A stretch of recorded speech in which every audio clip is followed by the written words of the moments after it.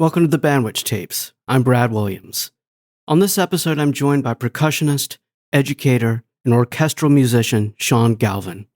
Shawn has built a multifaceted career that spans major orchestras, festival work, and higher education, including his time with the Pittsburgh Symphony, the North Carolina Symphony, and his teaching at LSU, where he continues to mentor and shape the next generation of percussionists.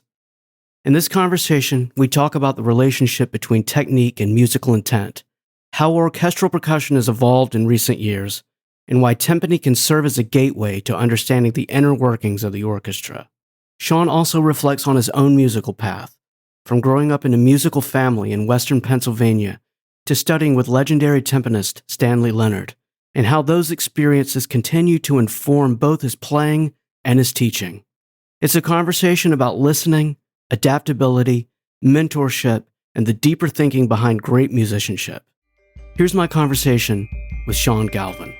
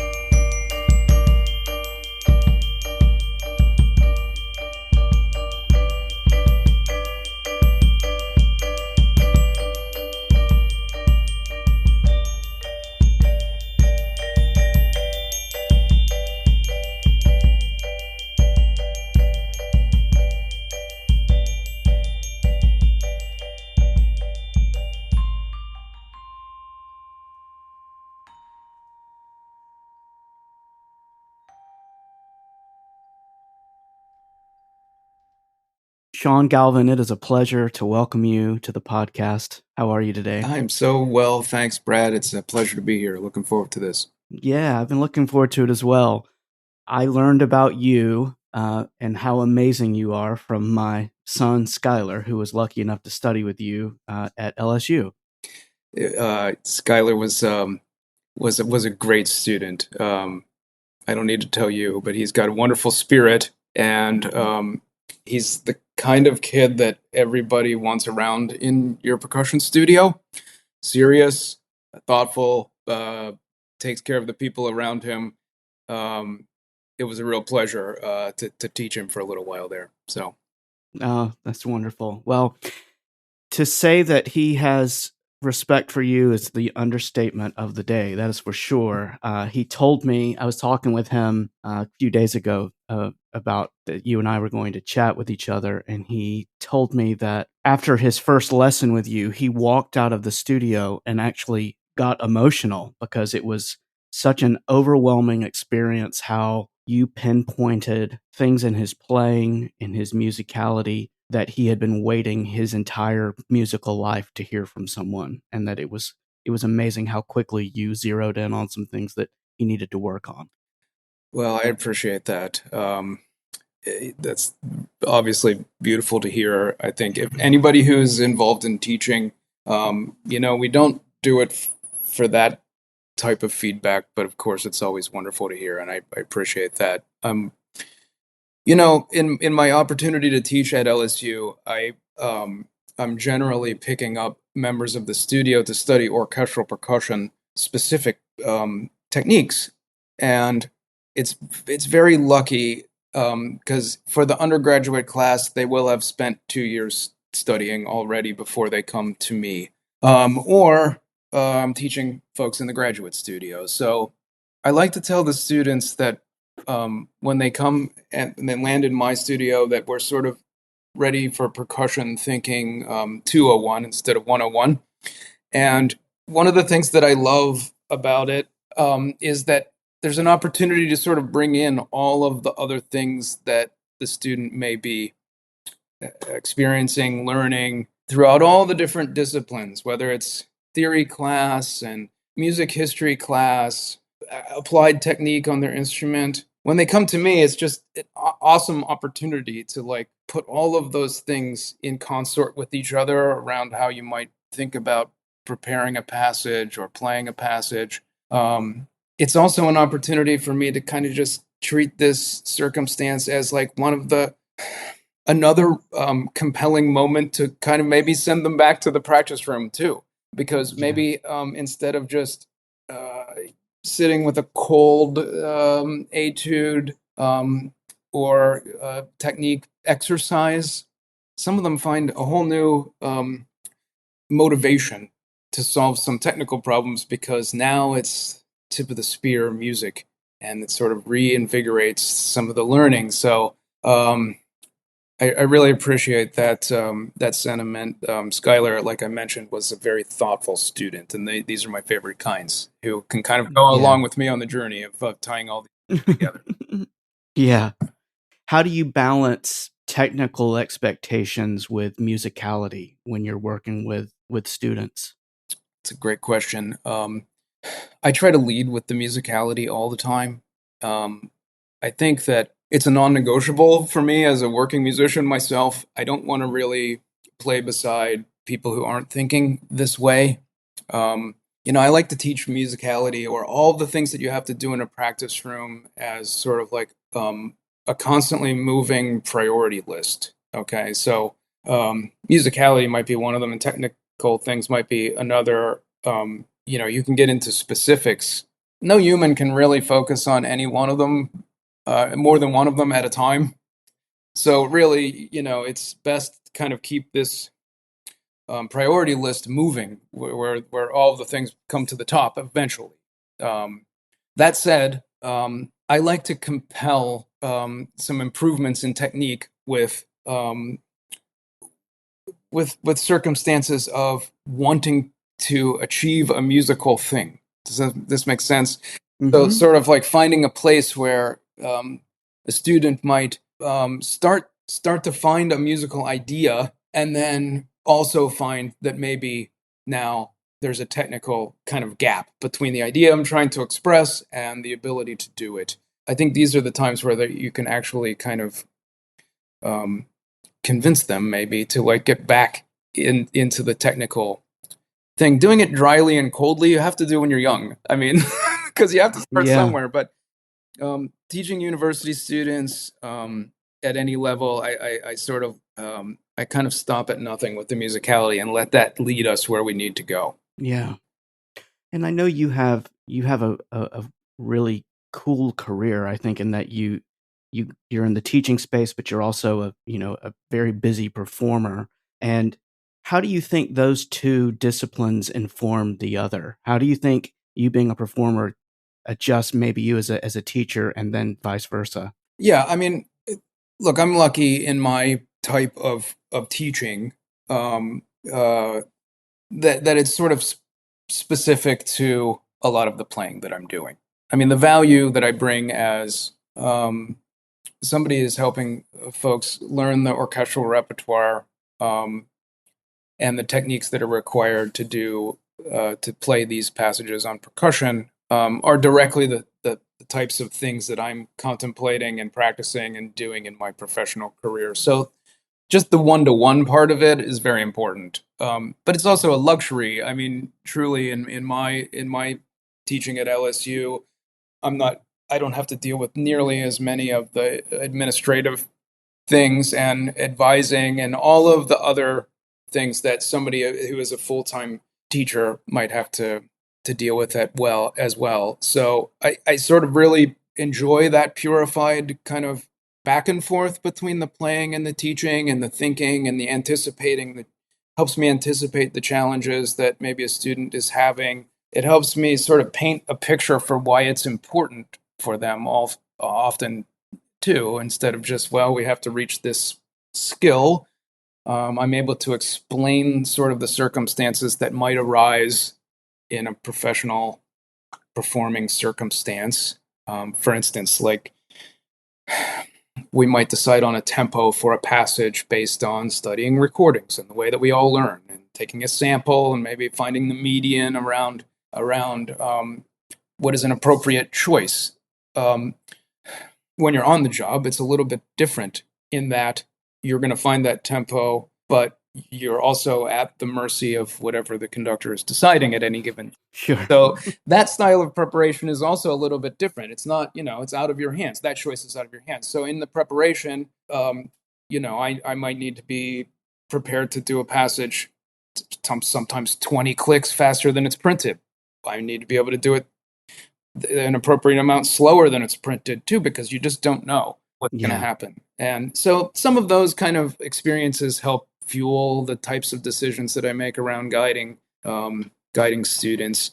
The other thing that's fascinating about it, and important, is that obviously not every student is kind of eyeing up an orchestral percussion career when I teach them either. So this is really not about audition prep. It's about possibly anticipating a circumstance where they land in a place and they want to be part of their regional orchestra, their community orchestra. It's possibly deciding that they want to go to grad school at some point and they have to play a few orchestral excerpts. It's, like I said before, a great opportunity to put all of the disciplines of a music school into sort of consort with each other in the lesson. And then, of course, there are sometimes kids who are aiming at an orchestral career, and it's, that is fine too. But that's really the minority of the students at LSU.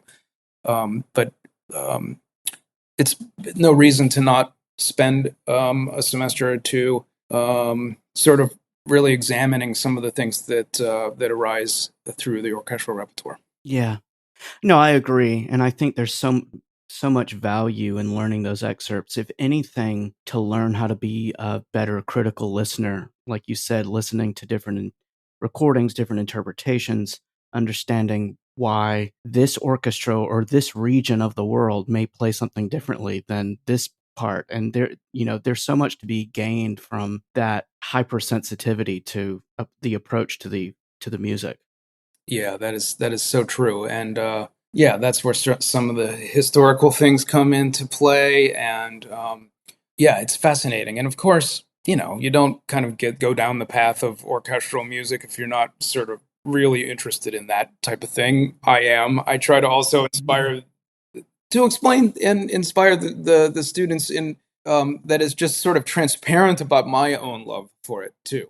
Of course, there's like sort of like all the things about professional life and making a career that are challenging as a musician and all those kind of things. But the thing that makes, a person at my stage of my career get back into the practice room all the time is truly that thing that you're finding on these recordings and in rehearsal and with new conductors and new pieces. And if you don't have that sort of absolute sort of love for it, I mean, it's hard to kind of keep it all going sometimes, Yeah, absolutely. Yeah. And it's ever changing, right? I mean, I was just talking with Jake Nisley last week about the fact that drum set is becoming more of a norm in orchestral auditions, way more than it used to. So there's like that entire discipline of the percussion world that percussionists are having to spend more time on as they're preparing for auditions. That is absolutely true. It's funny, like you think about the history of what has become standard repertoire, and I talk to my students about this sometimes. There are silly reasons that things are audition, excerpt, or percussion. Like for instance, at one point, Kabalevsky, Kolos, Brunyan was on every xylophone list, sort of finding its way off of lists now. And it's a xylophone part where you're playing the melody. It's really my belief that this became a xylophone excerpt because how poorly it's printed on the page. It's one of these things that's the manuscript is handwritten. There's tons of ledger lines. Inexplicably, the part just like has an 8 8VA or 8VB right in the middle of the passage, and it's already sort of chromaticized music that isn't fitting your usual scale routines. It would be impossible to sight read it well. Okay, Yeah. you know? And so in the spirit of like the original percussion lists really just being a vehicle to make sure that you had a head start on these difficult passages, it's fascinating to see then over time how things come on and go off of percussion lists. A number of years ago now, it's probably approaching 20 years ago now, John Williams wrote a movie score for Catch Me If You Can that has sort of like a jazz trio as the centerpiece of it, with the bass, saxophone, and vibraphone, and then full orchestra around it. And this vibraphone part is quite extensive across the three movements of what has become a concert suite of this music. It's the kind of thing that it's popular, it's John Williams, it's going to go on concerts, and it's not the type of thing that you would want to find, pick up from the library a couple weeks ahead. And so quickly this music made it onto like, now you can't have a percussion audition without this music being on it. Drum set has fallen into this category, and so appropriately. I mean, music that we play in the orchestra just continues to expand and expand in a lot of ways. On the purely classical side, more and more young composers obviously understand all of the new capabilities for percussion instruments and all of the skills that percussion players have now that weren't the case 100 years ago. So those things have changed appropriately. Orchestra musicians are playing a ton of movie scores now, which might draw in influences from every type of music there is, that we're responsible for. The drum set is on stage, in my experience, a fairly high percentage of the time. I mean, obviously we all, grew up listening to like West Side Story, the suite for the orchestra. Mm-hmm. This is that may have been the only, when I was growing up and in school, the only time I would see a drum set on stage in the orchestra. Now it's constant. It's constant across all kinds of music, concert, film, pops, doesn't matter. People are just using the instrument because it's in their experience, it's in their consciousness, and it's, look, it's truly an American percussion instrument, and it was bound to have a life in the orchestra. The truth is that like you need players who are comfortable playing the instrument in an orchestra percussion section. Otherwise, you're just going to have to end up hiring somebody from outside all the time. There's music where that makes sense to do that. Peter Erskine plays a lot of dates with the LA Phil. If you can get him to come, that's probably a great idea. Right. A little piece on a kids concert though, where the drum set is involved, more and more that needs to be somebody who can cover that in a percussion section. Playing Pops weekends are the same. So yeah, I agree with Jake. Incredible player, Jake. But I just believe in it as an instrument for pedagogy though too. All the independence and that you learn studying the drum set before you even are discussing just all the different styles of music that you have to consider as a drum set student. I think it's a good way of just learning percussion in general. I agree. And I think, just as you said, the independence, but also the understanding how to balance your limbs, and how important that is when you're approaching any instrument, whether it's timpani or snare drum or marimba, to understand the role of each limb and the range of the instrument, and understanding how to balance that appropriately. Completely. And more and more, well, there have been plenty of times in the orchestra where and again, I'm just delineating the orchestra because of the fact that some of these things maybe arose in percussion chamber music first, but all of these things are finding their way into what is expected of an orchestral percussionist, where I have like versions of a drum set in a standing formation often too, where I'm electing to build my setup based on the drum set two-headed toms and drum set style snare drum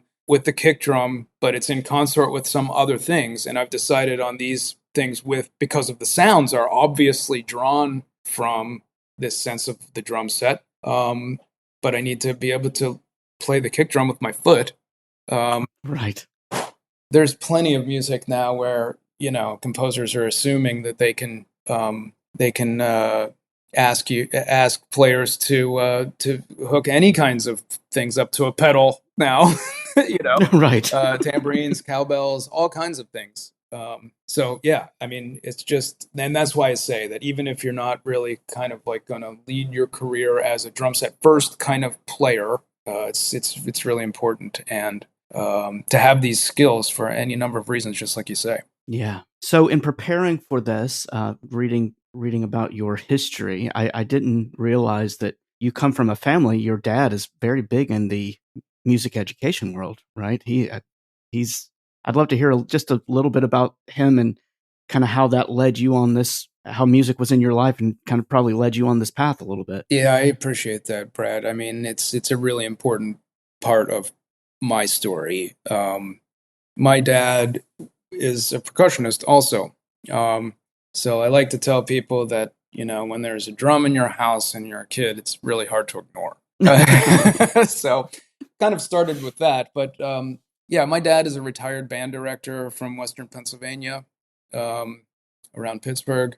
He was my band director. He ran a wonderful high school band program that exposed me and all of my peers and friends to many, many great things.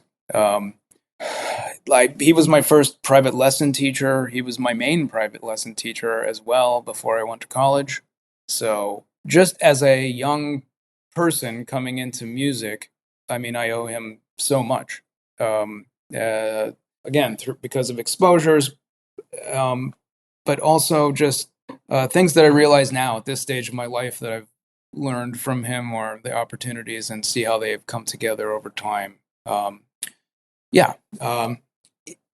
All through his time teaching and in his retirement, he's also been intimately involved with an organization called Music for All, which in its history is houses now and was also called Bands of America, which is a national organization for high school music programs, performances across marching and concert events. He's a Hall of Fame member of this organization, and continues to give of himself in ways serving the cause of just music education across the country. The thing that is most useful at this point, though, in my life, is that I realize how much I've gained as a teacher just by being around him. Yeah. Learning sort of the aesthetic of just what it is to be a teacher in the world, and centering yourself and your brain and your sort of personal mission around how what you do in the world really does affect people's lives. And you never know when those sort of like interactions are going to be super, super meaningful in ways that are far beyond the subject matter at hand sometimes. So I'm grateful for all of those things. I'm grateful for the things I gained from him as a musician, as a person, and as a teacher. It was super important in forming like sort of my version of being a musician in the world, for sure.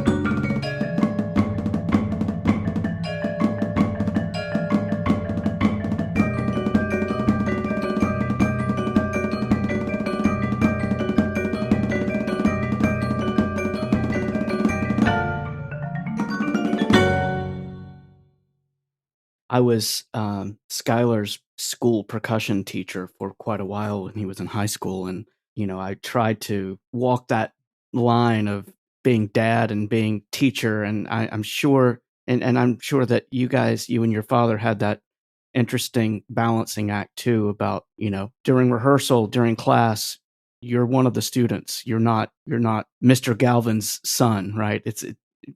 Finding that balance can be kind of a tricky tightrope sometimes. No doubt. No doubt. I'll tell you a couple things about that are specific to that environment. I'm sure that, you've experienced these types of things, but, I have a couple of daughters now. They both study music. My wife's a musician, professional violinist. It's not the easiest field to be in, music. So I believe in it as an experience for like broadening a person. Obviously, studying music, just part of the way I understand the world. It's important, but I kind of would need, for me, I need my kids to look at me and tell me that it's important for them to move forward into the field. My dad had a real sense of this with me, so it became a pretty big focus of my life when I was in middle school.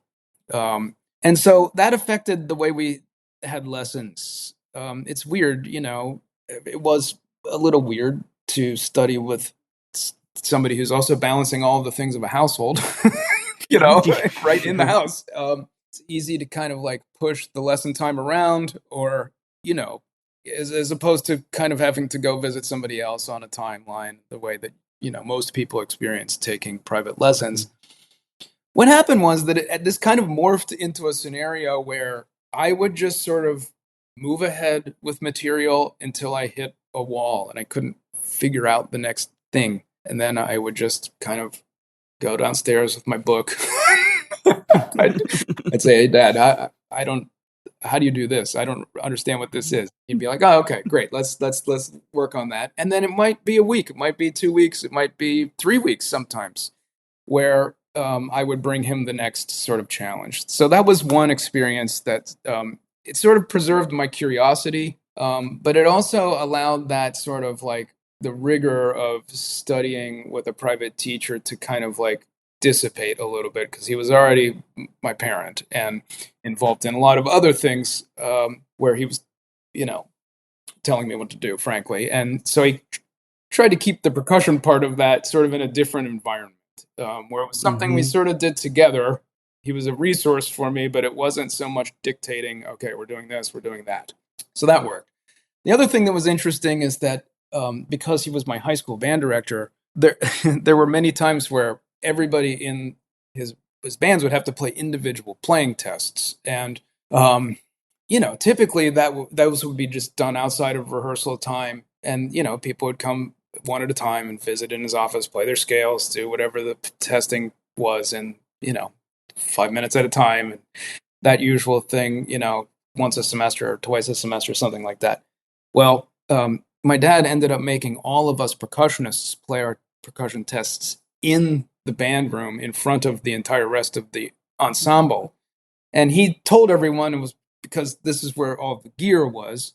It was already here in the band room and we can't move that. And, but truthfully, it was really just to make sure that like there was never a sense that there was favoritism for me. Like just I had to kind of do all of my tests publicly. Unfortunately, all my other percussion friends had to do that too. And look, they were all better for it in the long run. But those were a couple of specific things around having your parent as a teacher, both in this public school program and at home. Yeah, that's it was, and I can my perspective on it is on the parental side, but it's an interesting thing to make sure that you are being fair to everyone, including your own child, and that you're not being more critical of them because they're your child. Yeah. Or, it's interesting. I saw that you studied with Stanley Leonard. How was that? Was it incredible? Absolutely incredible. What a special musician. I mean, Stan's lineage goes back to an incredibly important time at at the Eastman School, back to William Street and some of the most iconic recordings that the Eastman Wind Ensemble made with Frederick Fennell, and things that we all sort of find as the beginning. I mean, his classmates were Mitch Peters and Gordon Peters and him, and Wow. yeah, I mean, the list of people at that time was like really a nucleus of like what became both percussion music making and pedagogy in our country. And let's see. I mean, first I grew up in Pittsburgh, where Mr. Leonard was the principal timpanist of the Pittsburgh Symphony for many years. I think he started in 1956 as the timpanist in Pittsburgh. I think I have that right. When he got the job, he was carrying timpani out of his car into the Syria Mosque to play the concerts. I mean, people of his generation saw the most incredible change in the professionalism of American orchestras. He went from that to, the peaks of what we consider American orchestras to be now, Grammy wins and touring the world over and over again, playing for all the most important conductors in the world. Stan was both a product of all of those experiences and also an equal thinker to all of them in the world of music. He was the most incredibly inspiring teacher. He was the kind of teacher that was he would sort of like mask his brilliance as an educator in just his humanity. Looking back on it, he was incredibly demanding, of course, but it never really felt like uncomfortable. I mean, you knew the good work was getting done. Nobody would ever show up to play for him without preparing. There was very high standards, of course, but the experience of learning from him in the lesson was just constantly inspiring. And there was never like a place ever with Stan where like it would feel like, okay, I've reached the end of what there is to offer. Okay, I mean, this is not I'm sure I'm this kind of teacher sometimes, not to disparage teachers, but like sometimes you grow out of usefulness as a teacher for a student, right? Just based on what you have to offer. It was never the case with Stan. I mean, he's just like the most incredible creative thinker, the incredible musician. So yeah, that experience was foundational. I was super lucky to just be able to watch him play in the orchestra in high school, and then also stay in Pittsburgh to go to Duquesne University, where he taught privately, and study with him for 4 years there. He has continued to be like a close mentor and colleague now for all of the years since then. And I'm just super grateful for my time with Stan. I'll tell you one other funny thing. I mean, I teach out of this collection of Hochreiner timpani etudes with my students at LSU, and occasionally I'll send them PDFs of certain ones that I want them to do. And part of the reason that I do that is because I've excerpted these from this book, and they have Stan's pencil markings that he made in my book. And I bring it up with my students because I think it's important for them to understand both, in this case, a great timpanist of the world wrote these etudes, and also I learned them through my experience with this, great musician, and the evidence of it is here with these markings and this date, and that's for you to use too, and it gives context for how a musician kind of fits in the world. Yeah. Oh, it's beautiful. Do you think that studying with a wonderful timpanist can lead to better percussionists because of the understanding of tone production and the idea of striking versus hitting, perhaps, or just the mental piece of that understanding how to get a good sound out of timpani in a lot of ways can set you up for success with all the other percussion instruments? Completely. Absolutely. I mean, there's obviously first the fact that it's involved in the harmonic part of what's going on in the orchestra. And so that is a path into a way of thinking that isn't always necessarily part of playing percussion in the orchestra. One. too. And, I'll get to your specifics about tone production because it is important. The other thing that's incredibly important about studying the timpani is that there is a whole bunch of very important foundational music for the orchestra. And by foundational, I mean the reason that there are orchestras everywhere, youth orchestras, from there through like community orchestras, the whole way to the New York Philharmonic. None of those orchestras would be there without music like Beethoven and Brahms and Tchaikovsky, and all of that music has very minimal percussion. All of the music has very involved timpani parts. So that connection is really important to the repertoire and understanding like how to be a part of an orchestra no matter what part you're playing, sort of understanding that foundational repertoire and how it sort of is the center of the thinking and the acting and the way of being in an orchestra. You have a path in with the timpani that you don't have with the snare drum, for instance. To the tone production part of it, this always presents itself for me in the orchestra with how people play the concert bass drum.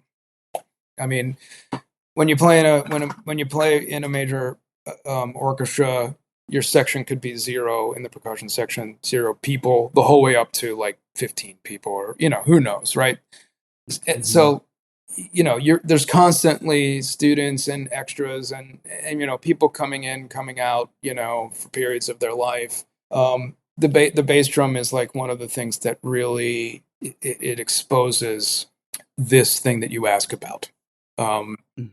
If you think about the bass drum in the way that you would think about playing a low note on a timpani, just how you might produce a sound, how you might find different ways to articulate on a big resonant instrument, considerations for like the depth of the tone versus like the other thinner characteristics of what you might be trying to go for with the tone. I mean, you've spent a whole ton of time thinking about all of these things and developing skills for generating these types of sounds when you play the timpani. They're directly transferable to the bass drum. And so it's a divider. The best bass drummers are great timpanists in the orchestra. There's just no two ways about that. Yeah, it's amazing. No, it's such a wonderful perspective on that too. Yeah, I saw on a list, I think somewhere in a bio. Did you play it in the Chautauqua Symphony Orchestra at some point? Yeah, I mean, not as a full-time member. My wife and I have spent maybe 5 years playing at Chautauqua in the professional orchestra, both as extras but regular extras. Yeah, I was a student there when I was in high school. I went 2 summers there. That's amazing. Yeah, what a beautiful place. And it's kind of a wild schedule for the orchestra there. I mean, just rolling through many concerts on not very many rehearsals, and great outdoor venue, and just thought leaders all over the place. We really enjoyed our time there. My girls were very young when we were doing that stretch of 5 years or so. We'd probably still be going up there, honestly, Brad, if, and playing in the orchestra in the summers, because my wife's orchestra here has only a limited summer season. But my wife's on the faculty at Brevard now, so for the last 10 years or so, we've been spending the summers there, which is beautiful. Oh, yeah. I did too. So I did 2 summers at Brevard, and then I did 2 summers at Chautauqua. So I'm familiar with both of those places. You hit some of the good spots. Man, 2 of the most beautiful places in the United States. Absolutely. With some of the most incredible music education.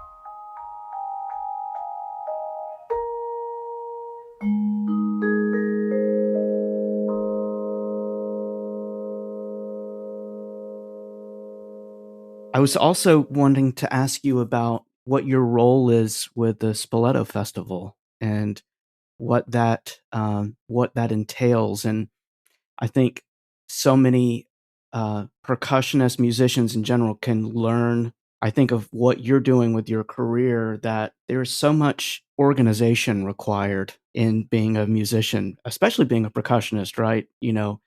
And I'm assuming that you use a lot of those executive functioning skills in that other part of your career.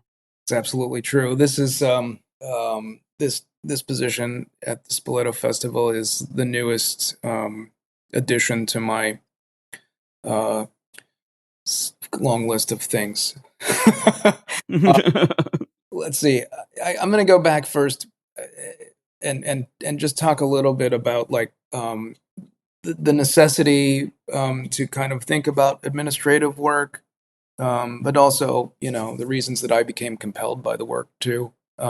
You're right. As a percussionist, back to even times in school, you're constantly like building your own repertoire for percussion. I mean, now like it's really expanded a lot, but the amount of music that there was for a percussionist to play when I was in school in the early '90s was, a fraction of what it is now. So a lot of a lot of what we did with my peers were to ask composers to write for us constantly and form ensembles and sort of like be involved in that tip of the spear sort of like building of what has become a beautiful repertoire for percussionists now. And with that comes some administrative necessities, facilitating these interactions. Later, this, as it becomes more professional, this becomes contracts. But then there's like, if you want to play these places, then there's venues and insurance and any number of things that are outgrowths of, I'm just trying to be a percussionist, but then you realize like, oh, well, if I want to do what I want to do in the world, like I guess I got to learn some of these other things. And so that sort of like type of environment has sort of followed me throughout my career. My first job was in the United States Navy Band in D.C., and I spent 7 years there playing in a wonderful percussion section. But I moved to Raleigh, North Carolina after that when my wife became assistant concertmaster of the North Carolina Symphony, and at that point, I sort of had a little bit of a musical void to start filling a little bit. And one of the things that I did was start a new music ensemble here in North Carolina. And because of so many of the administrative things that I explained before were a necessity for doing this, it became obvious to me that I needed to fill a toolbox with some more actual skills on that front. And so I actually, at that point, went back to school for a master's degree in arts administration, largely just like figuring out how to like answer the questions that I had about how to produce events for myself. And it turned out to be very inspiring, both like to learn the things that I did in the degree program, but also to be in a master's program as an adult. I really enjoyed, and it's like a completely different scenario than I think if you're, young and just continuing right directly from your undergraduate degree. I mean, anyway, I became very inspired by that, and I've always thought about like, well, it would be great to include a profile of that type of work at some point. And so, anyway, a few years ago, one of my closest friends became the music director of the orchestra at the Spoleto Festival, and we'd worked on plenty of things, some recording projects in Raleigh before. He was the conductor of the opera company here in North Carolina. That's how we met originally, and we produced some things together. I played in some orchestras that, were part of the productions here a bit over the years. But anyway, he called me up and said, hey, I have this position. I need to have somebody who's like sort of the leader of the orchestra for the festival.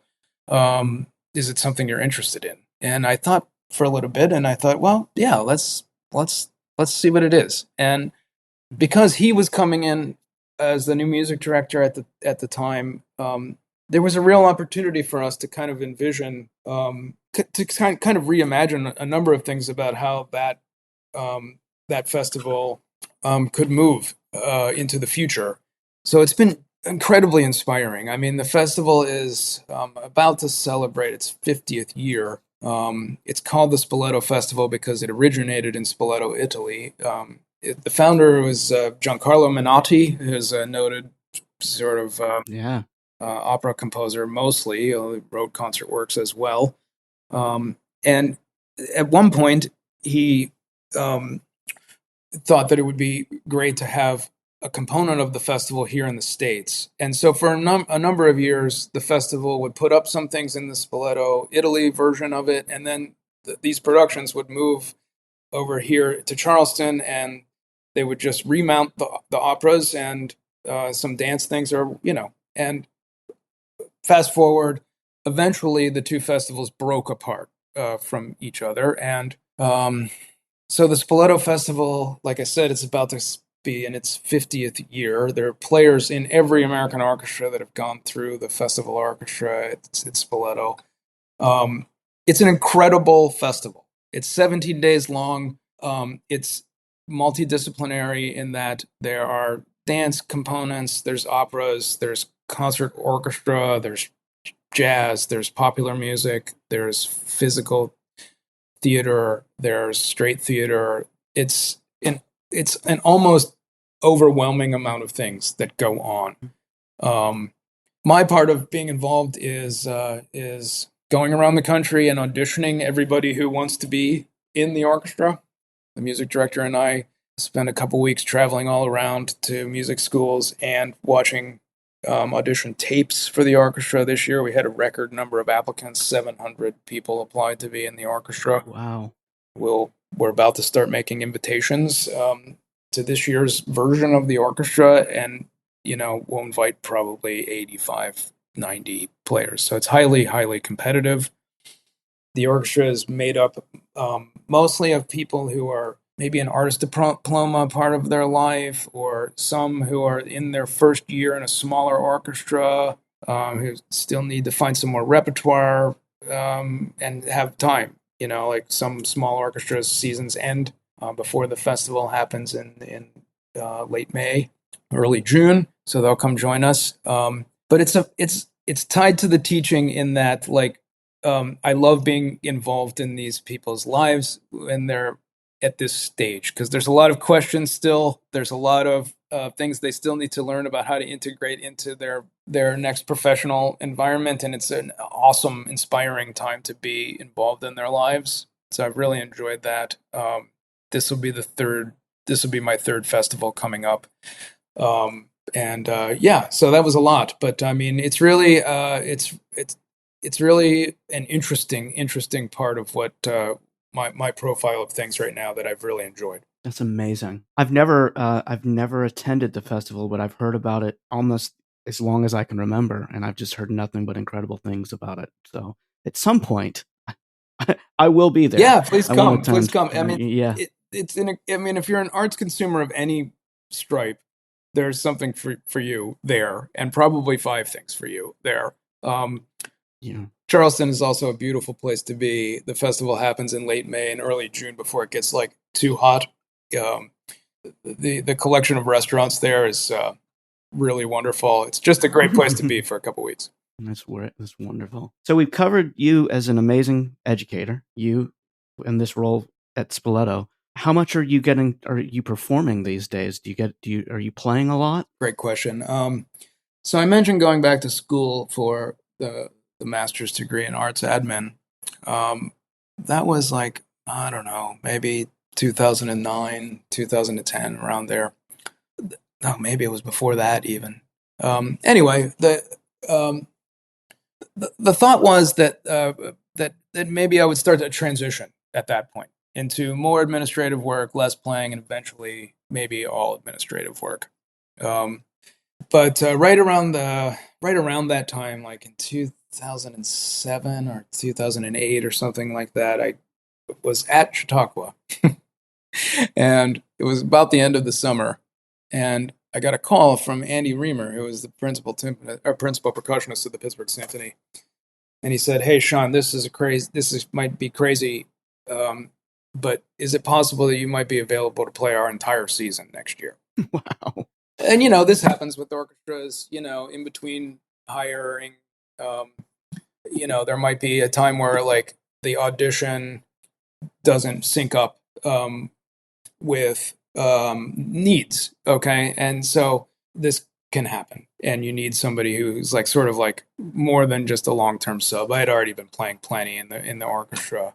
Anyway, fast forward, I played I think 9 consecutive 1-year contracts in Pittsburgh.